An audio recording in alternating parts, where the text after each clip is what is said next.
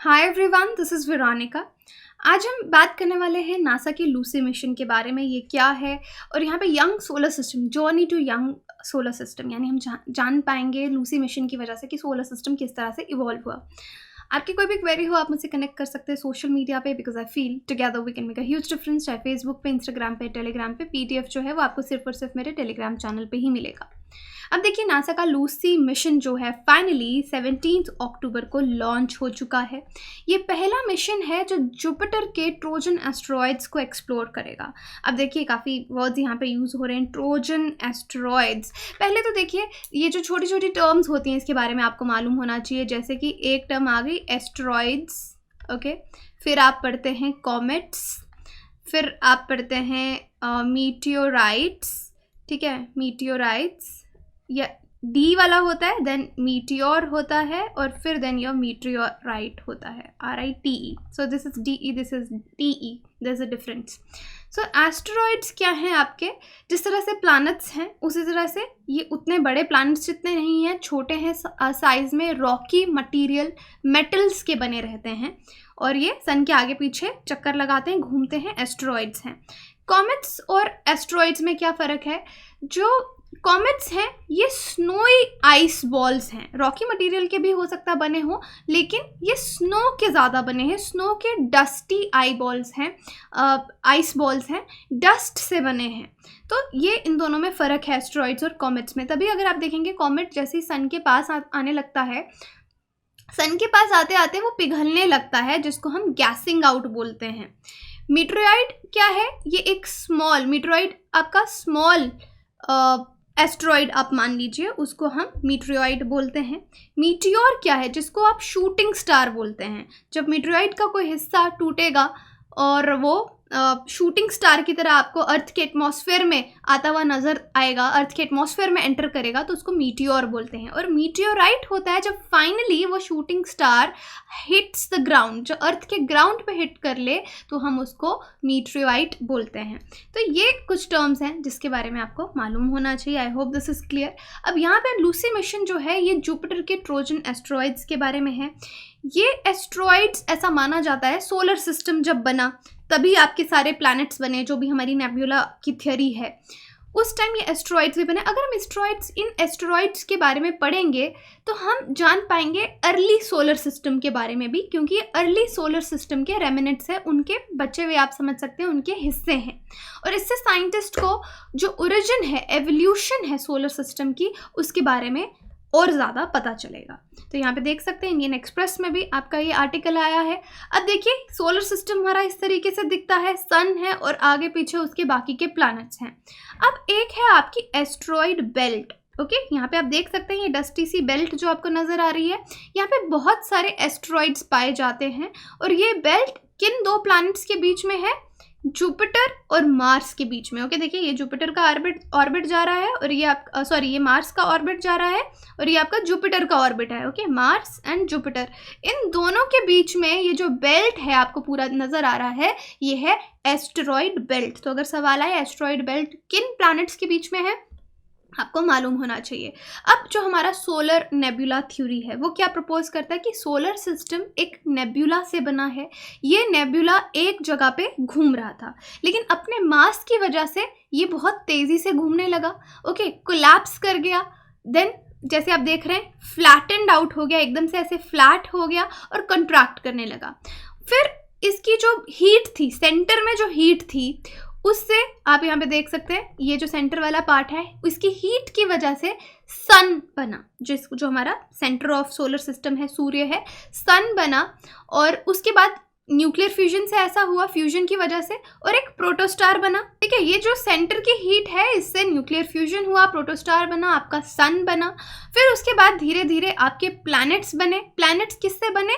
प्लैनेटिसिमल्स से, ठीक है, छोटे हिस्से जो वहाँ से टूटे नेबुला के, उनसे बाद में आप देख सकते हैं ये बाकी के सारे प्लैनेट्स बने और आगे पीछे सन के घूमने लगे। और प्रेजेंटली हमको इस तरीके से ये दिखता है। ये आपकी नेबुला की थ्योरी है। अब नासा लूसी स्पेसक्राफ्ट जो है ये एक 12 ईयर की जर्नी पे जा रहा है, 12 साल के लिए ये स्पेस में जा रहा है जुपिटर के ट्रोजन एस्टेरॉइड्स के लिए। जो जुपिटर के आगे पीछे जो एस्ट्रॉइड्स हैं, उस बेल्ट में जो एस्ट्रॉइड्स हैं उनको ट्रोजन एस्ट्रॉइड्स कहा जाता है।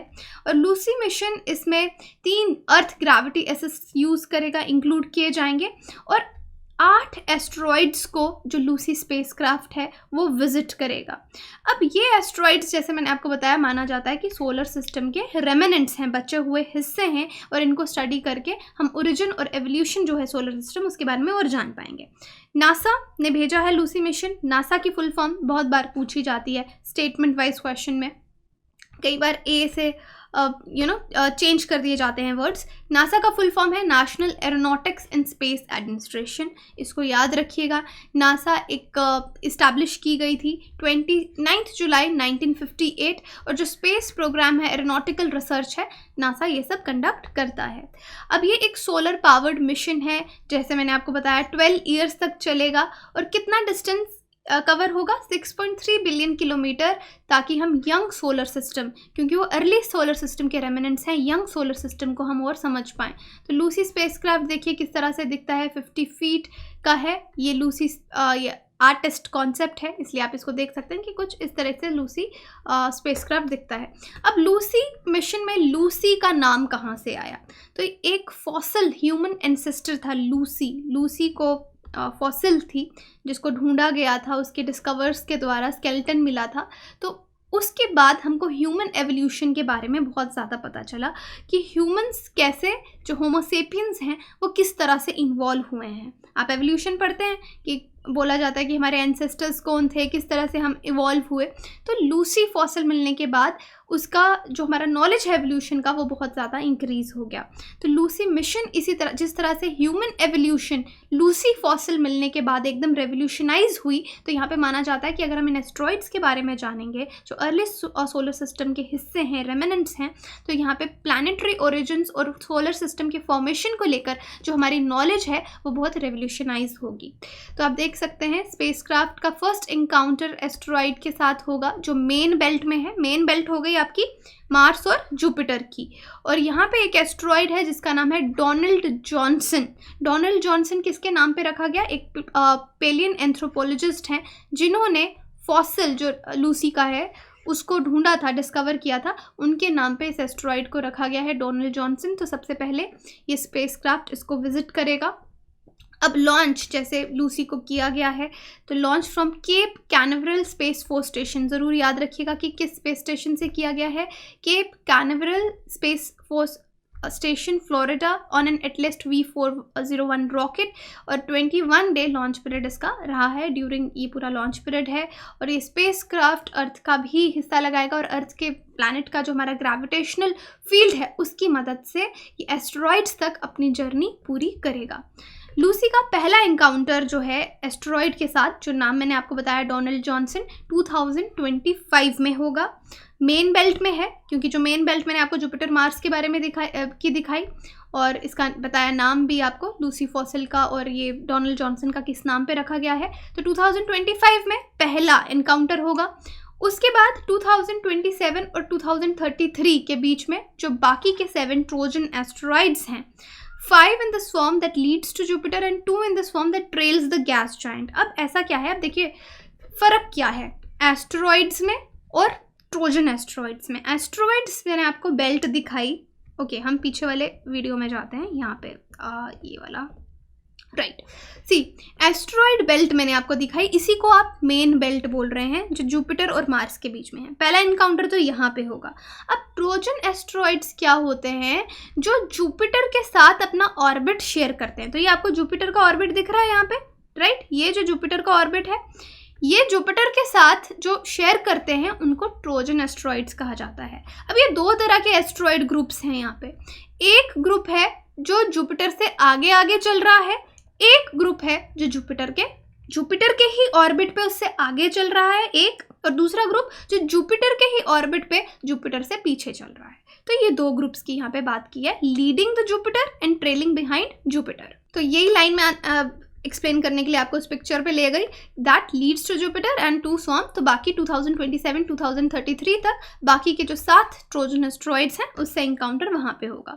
और उसके बाद लूसी जो है वो 3 अर्थ फ्लाईबाइज ग्रेविटी असिस्ट के साथ भी करेगी, ताकि ये पहला इस तरह का स्पेसक्राफ्ट बनेगा जो वापस से प्लैनेट की विसिनिटी में आएगा। अब मिशन क्या है, हम ये मिशन क्यों भेज रहे हैं, एम क्या है इसका, तो यहाँ पे नासा का मानना है कि कुछ प्लैनेट फॉर्मेशन एवोल्यूशन मॉडल्स ऐसे हैं जो ट्रोजन्स के बारे में जानने से हमको और भी ज़्यादा जिनके बारे में नॉलेज मिलेगी। नासा का मानना है जो ट्रोजन एस्ट्रॉइड्स हैं ये उसी मटेरियल से बने हैं जिससे कभी हमारे प्लैनेट्स की फॉर्मेशन हुई थी नियरली 4 बिलियन ईयर्स अगो, जब सोलर सिस्टम बना था। तो इससे हमको बहुत ज़्यादा इंफॉर्मेशन मिलेगी। इस पिक्चर को देखिए, लूसी 7 मिशंस इन 1। तो यहाँ पे हाई एनर्जी है, एक्सट्रीम एक्यूरेसी की ज़रूरत है और 7 सेल्शियल बॉडीज़ इंटरसेप्ट जो की जाएंगी और इसको हर 12 साल में रिपीट करने की बात भी की जा रही है। तो यहाँ पे लूसी स्पेसक्राफ्ट का ये ट्रैजेक्टरी आप देख सकते हैं, ऑल्दो ये इतना इंपॉर्टेंट नहीं है, बट इस तरीके से आप देख सकते हैं कि अर्थ की ग्रेविटी की मदद से ये स्पेस में जाएगा। और बाकी यहाँ पे देखिए ये आपका जुपिटर है।